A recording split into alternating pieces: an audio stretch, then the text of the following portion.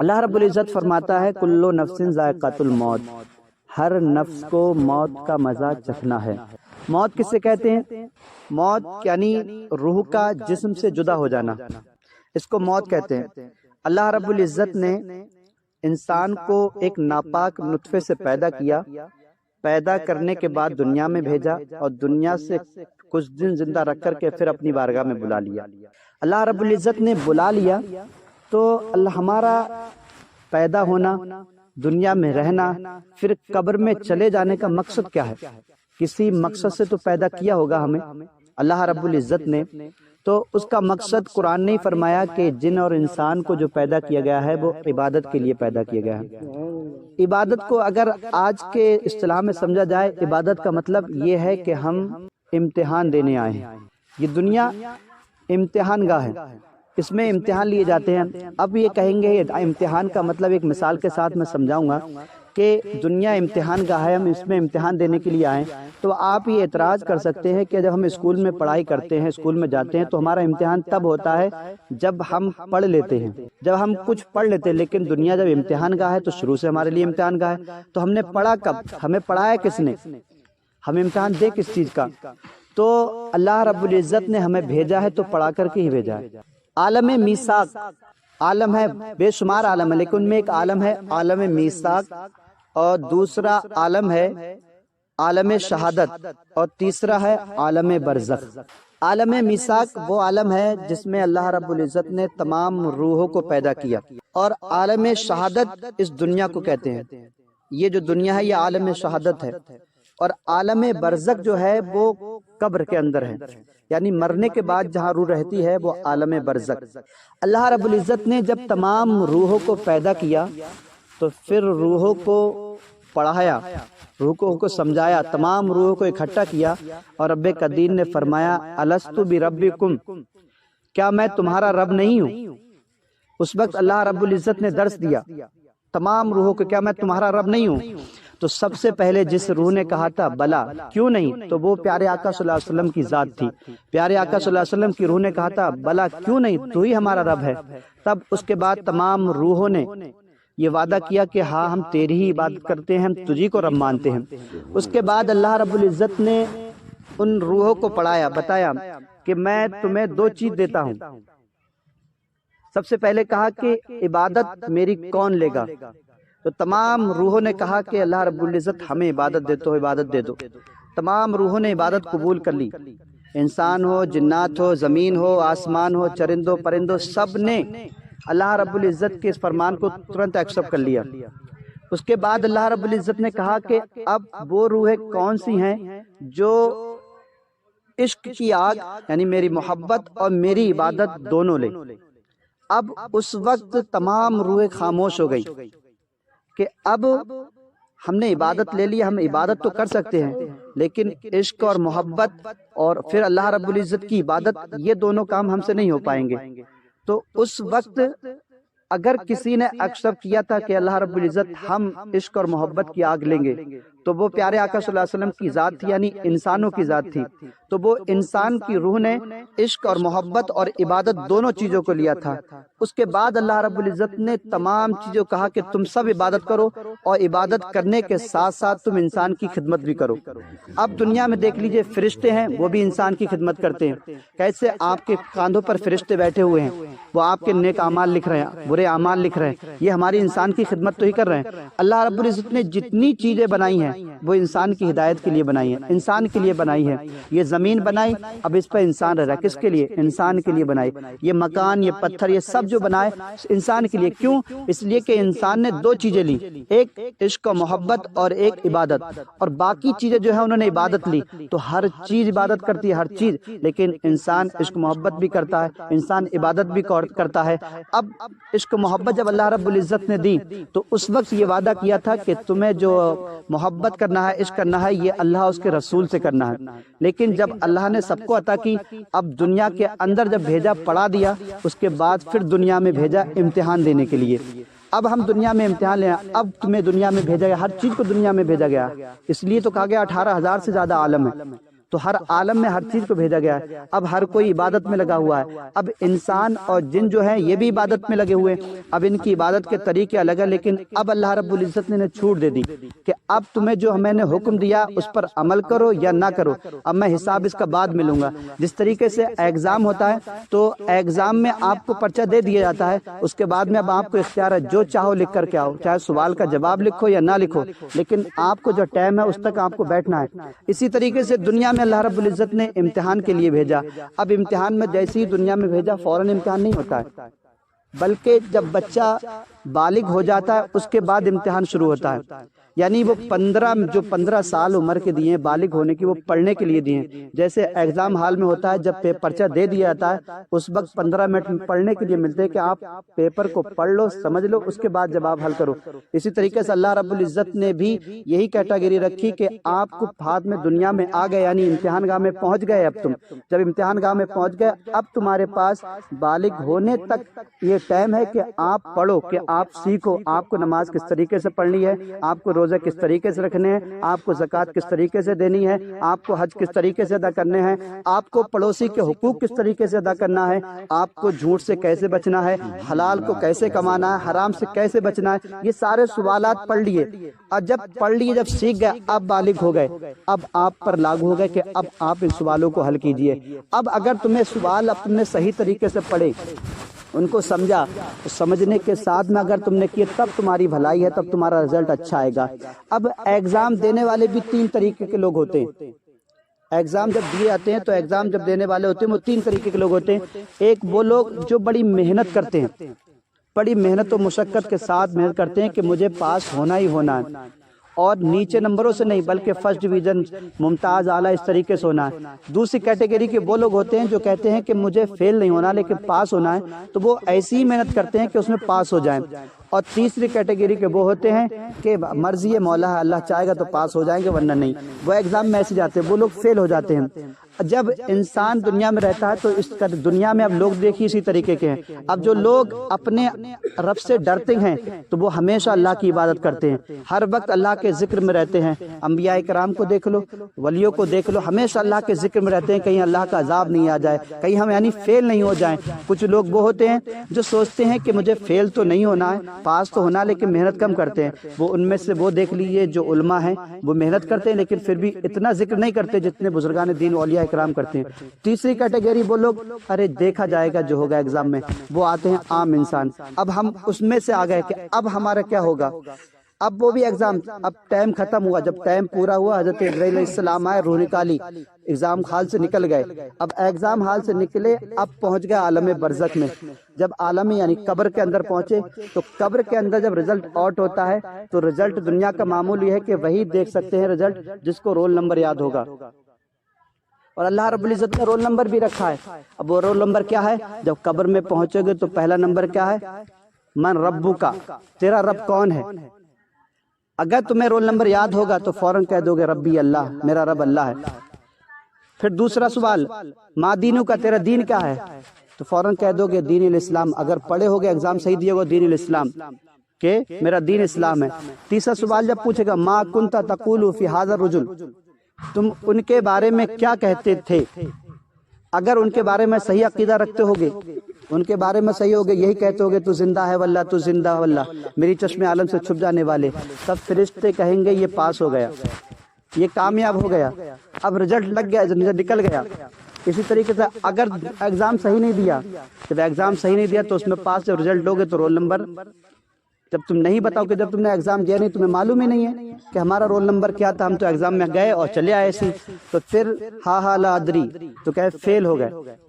اب ان 3 کیٹیگری، دوسرا ایک اسی میں ایک کیٹیگری وہ ہوں گے کہ جو جواب تو دے دیں گے لیکن ان پر عذاب ہوگا.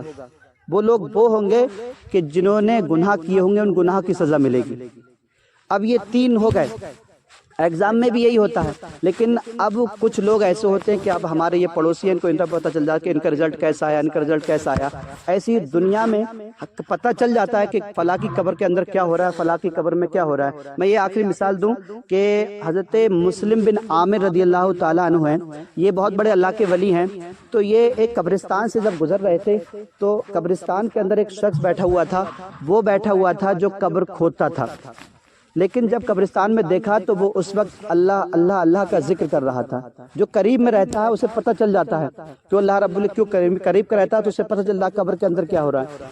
تو اس نے 3 قبریں کھودی اور اس نے حضرت مسلم بن عامر نے اس سے پوچھا کہ اب تک تو میں نے تجھے کبھی دیکھا نہیں کہ اللہ اللہ کا ذکر کر رہا ہے، آج تجھے اللہ اللہ کا ذکر کرتے ہوئے دیکھ رہا ہوں، حالانکہ تیرا کام تو یہ تھا قبر کھودنا، پیسے لینا اور اپنی زندگی گزارنا۔ کہا آج کیوں کر رہا ہے؟ کہا کہ ایک حادثہ میرے لاحق ہو گیا، تب سے میرے دل میں ایسا خوف پیدا ہوا ہے کہ میں اللہ اللہ کا ذکر کرنے لگا ہوں۔ کہا کیا تمہارے ساتھ ہوا ہے؟ کیا ہوا ہے؟ کہا میں نے ایک بار 3 قبر کھودی، اور 3 قبر جب کھودی تو فرشتے جو قبر کا آئے تھے وہ آئے قبر کے اندر، تو مجھے ان کی آواز سنائی دینے لگی۔ جب انہوں نے کہا کہ اس قبر میں کون آئے گا، 2-3 فرشتے بتا رہے کہ آئے تھے، انہوں نے پوچھا کہ اس قبر میں کون آئے گا، تو انہوں نے کہا کہ اس قبر میں جنتی آئے گا، اور اس کی قبر میں جیسی جنتی آئے اس کی قبر کو کشادہ کر دینا، 40 فٹ 40 میل تک اس قبر کو پھیلا دینا۔ اس طریقے سے روایتوں میں آیا۔ پھر کہا دوسری قبر پر جب وہ فرشتے پہنچے ان سے کہا کہ اس قبر میں کون آئے گا، تو کہا اس قبر میں بھی جنتی آئے گا، کہا اس قبر کو بھی پھیلا دو۔ جب تیسری قبر پر پہنچے تو کہا تیسری قبر پر کہا تو یہ کہا کہ اس قبر میں جہنمی آئے گا، اس میں ایک جہنم میں اس قبر کو جیسی وہ آئے تو اس قبر کو ایک دم بند کر دینا تاکہ اس کی پسلی ادھر سے ادھر ہو جائیں۔ وہ قبر کھودنے والا یہ سوچنے لگا کہ آج میں دیکھوں گا کہ کون کون آیا ہے۔ تو سب سے پہلے اگر کوئی شخص آیا، انہوں نے کہا مسلم بن عامر، سب سے پہلے ایک جنازہ آیا تو اس جنازے میں صرف 7 لوگ تھے، 7 لوگ میت کو لے کر کے آئے اور لا کر کے انہوں نے کہا کہ قبر خالی ہے، تو کہا میں نے کہا یہ قبر خالی ہے۔ اس سے کچھ پیسے لیے قبر کے اس نے اور اس کو دفنا دیا۔ اس نے خود اس کی نماز جنازہ پڑھی۔ نماز جنازہ پڑھ کر جب لوگ جانے لگے تو اس قبر کھودنے والے نے ایک شخص کا ہاتھ پکڑا کہ بتاؤ یہ کس کا جنازہ تھا؟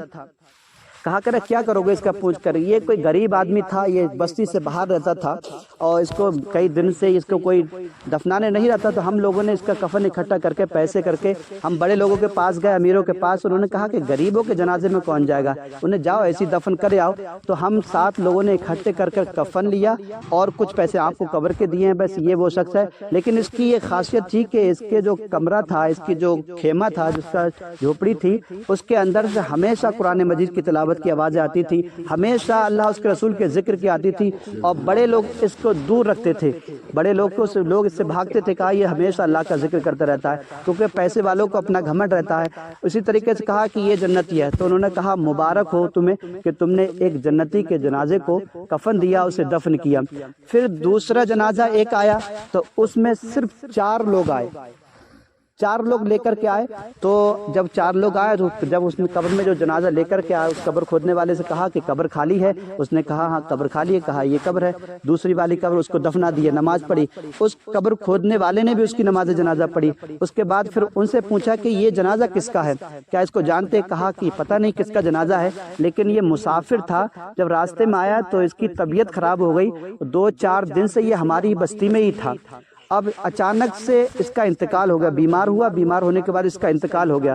جب انتقال ہو گیا تو اسے کوئی دفنانے والا نہیں تھا، تو ہم لوگوں نے، کیونکہ اس وقت غربت کا عالم ہوتا تھا، لوگ کھانے کو ترستے تھے، کہا کہ ہم لوگوں نے اس کو دفنایا، بڑے لوگوں سے کہا کہ کچھ انتظام کر دو، کہا مسافر ہے، پتہ نہیں کیسا وائرس ہو، کیسا کیا ہو، اس پر جائیں گے بیماری پیدا ہو جائے گی، اس لیے ہم لوگ نہیں جائیں گے۔ تو انہوں نے کہا ہم لوگ 4 لوگ لے کر کے آ گئے، تو انہوں نے کہا تمہیں مبارک ہو، یہ بھی جنتی ہے۔ لیکن جب تیسرا جنازہ آیا تو تیسرے جنازے میں اتنی بھیڑ تھی جس کا کوئی جواب نہیں، اس کی جنازے میں پھولوں سے لدے ہوئے تھے، اتنی بھیڑ تھی قبر کھودنے۔ وہ فرماتے کہ مسلم بن عامر کہ کم سے کم 2-2.5 گھنٹے لگائے، اس کو لگ گئے دفنانے میں۔ لیکن جب وہ آئی جنازے کو تو اس کی جنازہ نماز پڑھی، کہا کون سی قبر ہے، کہا جیسے انہوں نے کہا کہ یہ قبر ہے، تو کہا نے پیسے دیے، انہیں میرے منہ پہ پیسے مار کر دیے، تو میں تو پیسے لے کر دور ہٹ گیا، لیکن میں جنازے کو دیکھتا رہا۔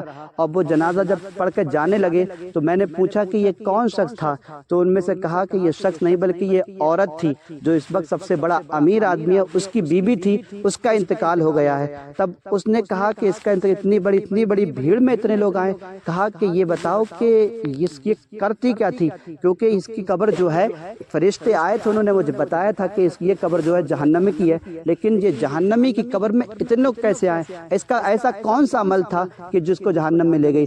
تو انہوں نے کہا کہ یہ عورت بڑی گھمنڈ تھی، اور یہ اللہ کے رسول اور جو مانگنے والے آتے تھے ان کو جھنجھوڑ دیتی، جھلکار دیتی تھی، اور راستے میں اگر کوئی اس کے سامنے ہاتھ پھیلا دیتا اس کے فوراً تھپڑ مار دیتی تھی۔ یہ بڑا ظلم کرتی تھی کہ نہیں، اگر کوئی اس کے گھر پر آ بھی جاتا تھا کہ چلو نبی کی محفل ہو رہی وہاں چلو، تو یہ فوراً انکار کر دیتی۔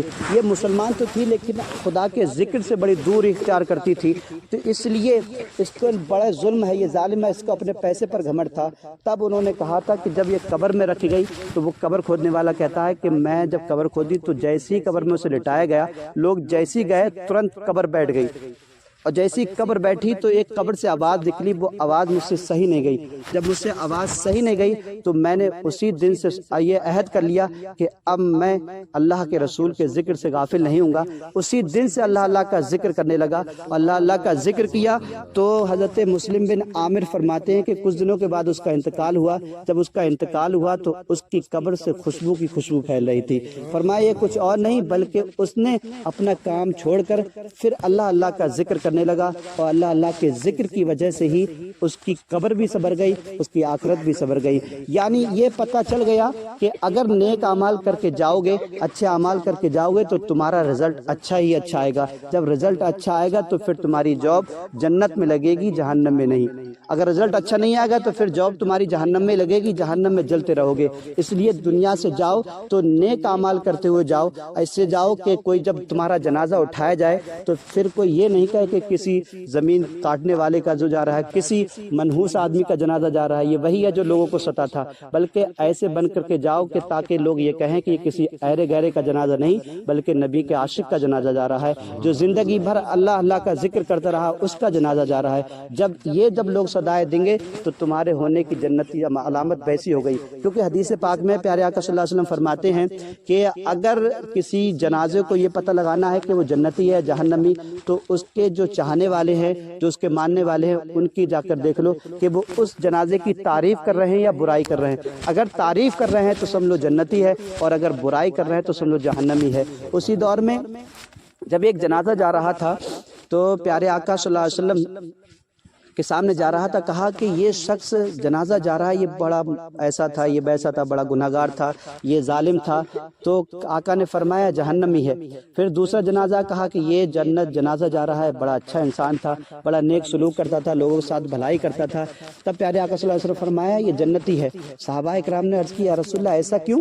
کہ کہا کہ تم جب اس کی تعریف کر رہے تھے تو تعریف اسی کی جاتی ہے جو باقی میں تعریف کے لائق ہوتا ہے، اور جب بندہ مومن کسی کی تعریف کر دے تو اللہ رب العزت کو یہ ادا پسند آتی ہے، اور اس تعریف کے صدقے میں اس مرحوم کو بخش دیتا ہے۔ اس لیے پیارے آقا صلی اللہ علیہ وسلم فرمایا جب تمہارا عزیز و قارب چلا جائے تو اس کی برائیوں کو چھپا کر ہمیشہ بھلائیوں کا ذکر کیا کرو۔ جب تم اس کی بھلائیوں کا ذکر کرو گے تو اللہ رب العزت کو پسند آئے گی کہ میرے بندے اس کی بھلائیوں کا ذکر کر رہے ہیں، اس کی تعریف کر رہے ہیں، تو چلو اسی کے صدقے میں اس کی مغفرت فرما دے۔ اس لیے اگر کوئی گناہ گار شخص ہے، تمہاری نظر میں اس کے عیب نظر آ رہے ہیں، تو کوشش یہی کرو کہ اس کے عیبوں کو چھپا کر بلکہ اس کی نیکیاں، اس کی بھلائیوں کا ذکر کرو، تاکہ کل میدان محشر میں اللہ رب العزت اس کے صدقے میں تمہیں بھی بخش دے۔ کیونکہ جب تم اس کی تعریف کرو گے تو تم نے بھی اس کا جنازہ پڑھا ہوگا، اور جس کا جنتی اگر جنازے کی نماز پڑھتے ہو، اگر جنازہ جنتی ہو تو جتنے لوگ پیچھے نماز پڑھتے ہیں سب جنتی ہو جاتے ہیں، اور اگر جنازہ گناہ گار ہے اور نماز جنازہ پڑھنے والے میں اگر کوئی جنتی ہے تو اس کے صدقے میں جنازہ بھی جنتی بن جاتا ہے۔ اب سوچ لو تم اس کی تعریف کرو گے، جب اس کی تعریف کرو گے تو اللہ رب العزت اسے بخش دے گا۔ بخشنے کا مطلب اسے جنت عطا کرے گا۔ جب اسے جنت عطا کرے گا، تم نے نماز جنازہ پڑھی ہوگی تو اللہ رب العزت اس کے صدقے میں تمہیں بھی جنتی بنا دے گا۔ اللہ رب العزت کی بارگاہ میں دعا ہے اللہ رب العزت ہم کو سب کو ایک دوسرے کا عیب چھپانے کی توفیق عطا فرمائے، دوسروں کی بڑائی بیان کرنے کی توفیق عطا فرمائے۔ اللہ رب العزت ہم سب کو آخرت کی تیاری کرنے کی توفیق عطا فرمائے۔ میرے بول